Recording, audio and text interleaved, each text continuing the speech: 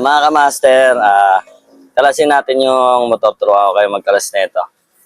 So, yung motor ng ABS yan. Step by step lang tayo. Kalasin nyo yung tornilyo na yan, dalawa na yan. T20 yung sukat niyan. T20.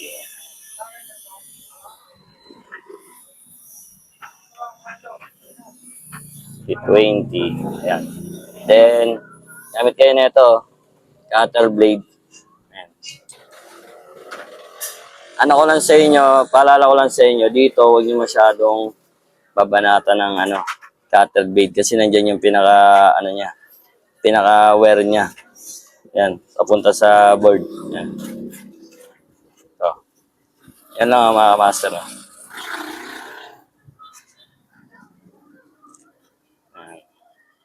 Tanggalin nyo lang yung yung nakadikit na parang beta gray yan. May kasi may nakadikit na beta gray. Ayun yung beta gray na yan. Ayun lang.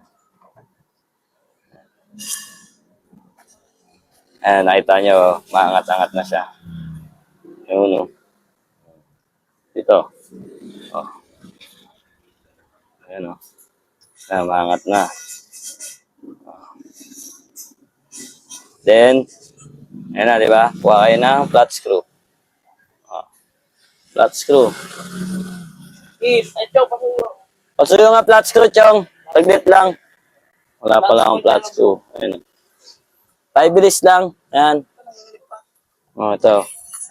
Tapos, uutin nyo lang yan.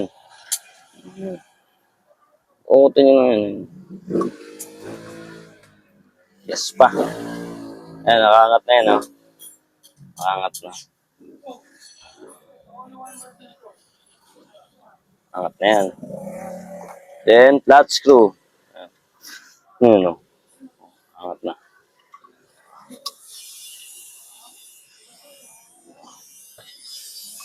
Diba, nakaangat na?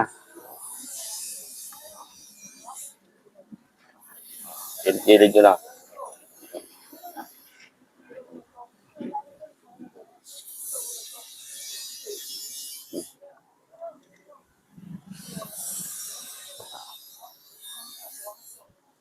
Walang cut to mga kamaster Ayan Ayan, makikita nyo na. Sa sunod, yung naman, pagkalas naman ng bearing ang natin, isunod natin. Alright, mga kamaster. Dirty hands, cleans money.